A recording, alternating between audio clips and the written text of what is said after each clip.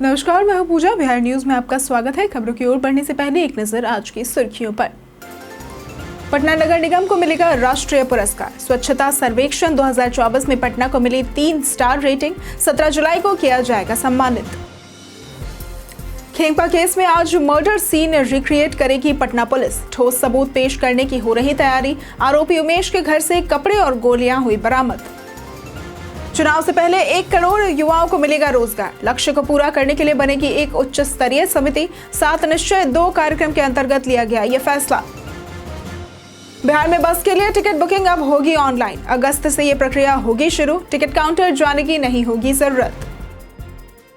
पंत के रनआउट पर बोले केएल राहुल, कहा उन्हें स्ट्राइक रेट देना चाहते थे पंत। दोनों खिलाड़ियों ने पूरी की 141 रनों की साझेदारी। चलिए अब बढ़ते हैं शाम तक की बड़ी खबरों की ओर विस्तार से।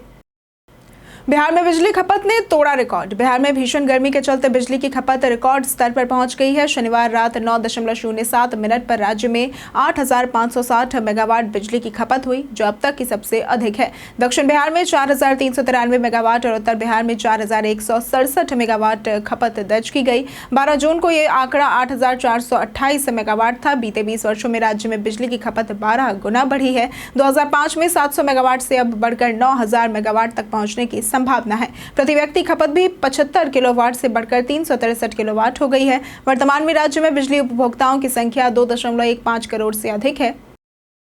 खेमका केस में आज मर्डर सीन रिक्रिएट करेगी पटना पुलिस। पटना के चर्चित कारोबारी गोपाल खेमका मर्डर केस की जांच में पुलिस अब मर्डर सीन की रिक्रिएशन और वीडियोग्राफी कराएगी, ताकि कोर्ट में ठोस सबूत पेश किए जा सके। गिरफ्तार आरोपियों अशोक साव और शूटर उमेश यादव से लगातार पूछताछ हो रही है, लेकिन ठोस सुराग अभी तक नहीं मिल पाया है। उमेश ने सुपारी के बदले हत्या की बात दोहराई, जबकि अशोक ने इससे इनकार कर दिया। पुलिस को अशोक के मोबाइल में जमीन विवाद की ऑडियो रिकॉर्डिंग और दस्तावेज मिले हैं। हत्या की साजिश 1.5 महीने पहले रची गई थी और पुलिस ने क्लब से सीसीटीवी फुटेज भी मांगा है। आरोपी उमेश के घर से हथियार, कपड़े और गोलियां बरामद हुई है। विकास उर्फ राजा को हिरासत में लिया गया था, लेकिन उसका एनकाउंटर हो गया। पटना नगर निगम को मिलेगा राष्ट्रीय पुरस्कार। स्वच्छता सर्वेक्षण 2024 में पटना को 3 स्टार रेटिंग मिली है, जबकि पिछले साल केवल 1 स्टार मिला था। इस बार शहर ने सिटीजन फीडबैक में भी बढ़ चढ़कर भाग लिया, जिसमें पटना को 4था स्थान मिला है। 17 जुलाई को दिल्ली में कार्यक्रम होगा, जिसमें पटना नगर निगम की टीम को सम्मानित किया जाएगा। नगर आयुक्त अनिमेश कुमार पराशर ने बताया कि साफ सफाई में कई नवाचार किए गए हैं, जैसे कि 650 कूड़ा पॉइंट को स्वच्छ बनाना, शौचालय, ड्रेनेज और मैन होल सुधारना और सभी वार्डों में वॉकी टॉकी की सुविधा देना। यदि रामचक बैरिया में कूड़ा प्रोसेसिंग प्लांट कार्यरत होता तो पटना को 5 स्टार रेटिंग मिल सकती थी। अब 500 करोड़ की लागत से प्लांट लगाने की तैयारी है। ग्रामीण संपर्क को सुधारने के लिए होगा सड़कों का चौड़ीकरण। बिहार में 4 सड़कों के निर्माण और चौड़ीकरण के लिए 91.95 करोड़ रुपए की मंजूरी दी गई है। नवादा में 51.36 करोड़ रुपए की लागत से 2 सड़कों का 17.5 किलोमीटर तक चौड़ीकरण और मजबूतीकरण होगा, जिससे ग्रामीण व अर्ध शहरी क्षेत्रों को बेहतर संपर्क मिलेगा। बेतिया में टिकुलिया जयंतिया गीघा मार्ग पर 22.47 करोड़ रुपए खर्च होंगे, जो 2025-27 तक पूरा किया जाएगा। मधुबन में 17.52 करोड़ की लागत से सिंघानिया चौक से गांधी चौक तक 2.45 किलोमीटर नई पीसीसी सड़क बनेगी। इन सड़कों की स्थिति वर्तमान में खराब है, जिससे आवागमन में दिक्कत होती है। निर्माण कार्यों से व्यापार, शिक्षा और स्वास्थ्य सेवाओं में सुधार होगा। कार्य तकनीकी स्वीकृति व भूमि अधिग्रहण के बाद शुरू होंगे। बिहार में लक्ष्य से अधिक हुआ मछली उत्पादन। बिहार में मछली उत्पादन 2024-25 के लक्ष्य से आगे बढ़ते हुए 9.59 लाख मीट्रिक टन तक पहुंच गया, जो लक्ष्य का 101% है। पशु एवं मत्स्य संसाधन मंत्री रेणु देवी ने मत्स्य पालक दिवस के मौके पर इसे मत्स्य पालकों की मेहनत और सरकारी योजनाओं का नतीजा बताया। बिहार अब देश में आंतरिक मत्स्य उत्पादन में 4थे स्थान पर है। लक्ष्य है इसे 3रे या 2रे स्थान पर लाना। मत्स्य पालकों की समस्याओं के समाधान के लिए क्षेत्रवार बैठकें होंगी। 62,416 मत्स्य पालकों को प्रशिक्षण दिया गया है और 197 हैचरियां क्रियाशील है। कार्यक्रम में कई अधिकारी और मत्स्य पालक सम्मानित हुए। मछुआरा आयोग के सदस्यों ने भी मत्स्य पालकों की समस्याएं उठाई, जिनके शीघ्र समाधान का आश्वासन दिया गया। चुनाव से पहले 1 करोड़ युवाओं को मिलेगा रोजगार। बिहार में आगामी विधानसभा चुनावों से पहले मुख्यमंत्री नीतीश कुमार ने युवाओं को लेकर बड़ा ऐलान किया है। उन्होंने कहा कि 2025 से 2030 तक 1 करोड़ युवाओं को सरकारी नौकरी और रोजगार दिया जाएगा। इससे पहले 2020 से 25 के दौरान 50 लाख नौकरी व रोजगार का लक्ष्य रखा गया था, जिसमें अब तक 10 लाख सरकारी नौकरियां और 39 लाख रोजगार दिए जा चुके हैं। नए लक्ष्य को पूरा करने के लिए एक उच्च स्तरीय समिति बनेगी और निजी व औद्योगिक क्षेत्रों में भी अवसर सृजित किए जाएंगे। इसके साथ ही युवाओं को कौशल विकास से जोड़ने के लिए जननायक कर्पूरी ठाकुर कौशल विश्वविद्यालय की स्थापना की जाएगी। ये सब कुछ 7 निश्चय 2 कार्यक्रम के अंतर्गत किया जाएगा। बिहार में बस के लिए टिकट बुकिंग अब होगी ऑनलाइन। अब बिहार में सरकारी बसों का सफर और आसान होगा। बिहार राज्य पथ परिवहन निगम यानी कि BSRTC ने कैनरा बैंक के साथ ई-टिकटिंग के लिए समझौता किया है। अगस्त से यात्री वर्ल्ड लाइन ऐप के माध्यम से ऑनलाइन टिकट बुक कर सकेंगे। इसके लिए cash, card, net banking, QR code आदि से पेमेंट किया जा सकेगा। अब टिकट काउंटर जाने की जरूरत नहीं होगी। यात्रियों को एडवांस बुकिंग, सीट चयन और रूट जानकारी जैसी सुविधाएं भी मिलेंगी। BSRTC की 804 बसों में रोजाना 56,000 से ज्यादा लोग सफर करते हैं। जल्द ही 80 पिंक बसें, 500 इंटर स्टेट बसें और 400 इलेक्ट्रिक बसें शामिल होंगी। इस सुविधा से त्योहारों पर घर बैठे टिकट बुकिंग करना संभव होगा। नेपाल बॉर्डर से 239 लीटर शराब जब्त। नेपाल सीमा से सटे मधुबनी जिले के पिपरान क्षेत्र में SSB की 48वीं वाहिनी की B कंपनी ने विशेष गश्ती के दौरान 239.7 लीटर नेपाली शराब जब्त की। ये कार्रवाई सीमा स्तंभ संख्या 284 से लगभग 200 मीटर भारतीय क्षेत्र में की गई, जहां झाड़ियों में छिपाकर रखी गई 716 बोतल देसी नेपाली शराब, लगभग 214.8 लीटर और 75 बोतल ब्रिक्स शराब यानी कि 22.5 लीटर बरामद की गई। तस्कर SSB को देखकर अंधेरे का फायदा उठाकर फरार हो गए। जब्त शराब को हरलाखी थाना पुलिस को सौंप दिया गया है। SSB कमांडेंट गोविंद सिंह भंडारी ने तस्करी के खिलाफ सख्ती की बात कही और स्थानीय लोगों से संदिग्ध गतिविधियों की सूचना देने की अपील की। पवन सिंह ने की तेजस्वी की खुलकर तारीफ।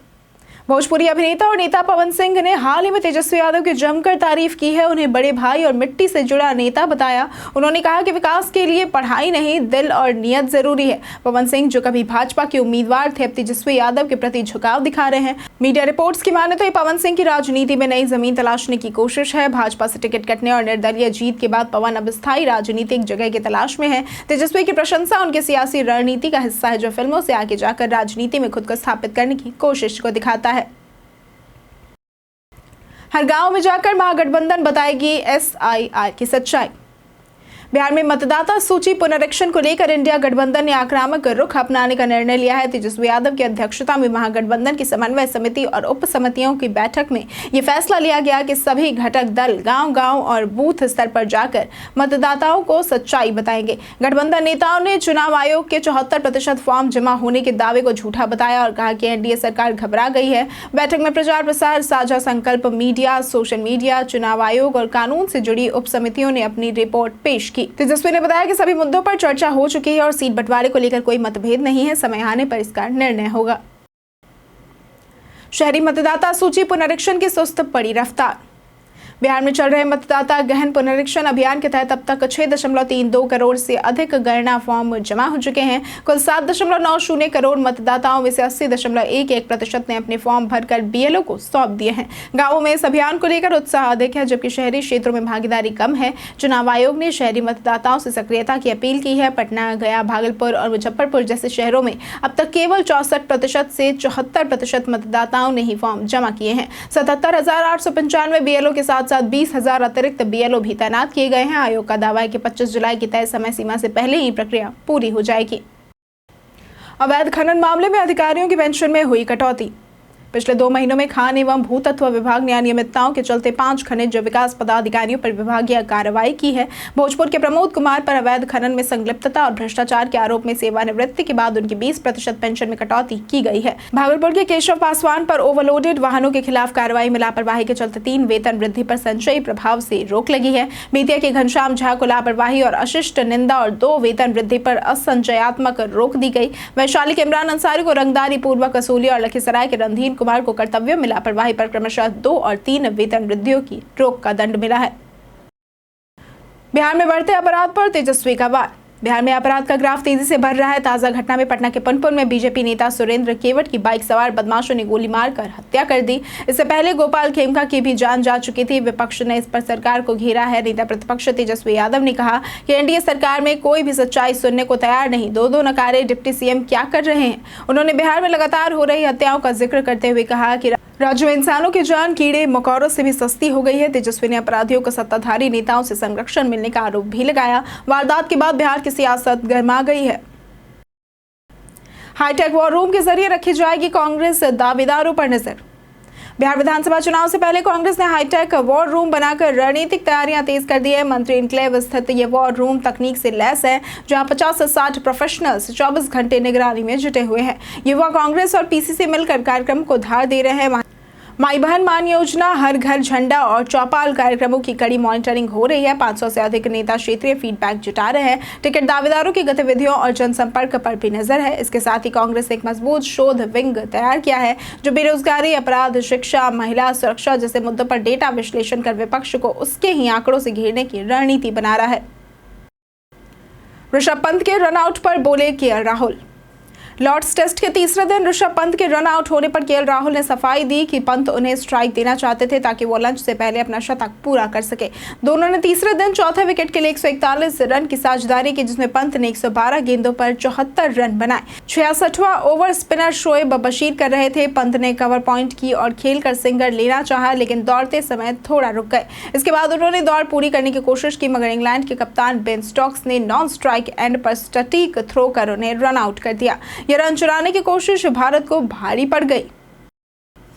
बीते दिन हमारे द्वारा पूछे गए सवाल का जवाब आप लोगों में से बहुत लोगों ने हमारे कमेंट सेक्शन में लिख कर दिया है। जिन्होंने हमारे द्वारा पूछे गए सवाल का जवाब दिया है उनके नाम है अंशु शर्मा, राहुल कुमार, रवि कुमार राज, रतिकांत मिश्रा, नौशाद रजा, जितेंद्र ठाकुर, रुचि यादव, विवेक राय, संजीव कुमार, रवि मोहन वर्मा, अनवर करीम खान, कुणाल कुमार, नीतीश कुमार, शिवशंकर शुक्ला, रोशन यादव, वरुण कुमार, राकेश मिश्रा और अमित कुमार। इसके साथ बढ़ते हैं आज के सवाल की ओर। आज का सवाल है, आपके क्षेत्र में बिजली की क्या व्यवस्था है?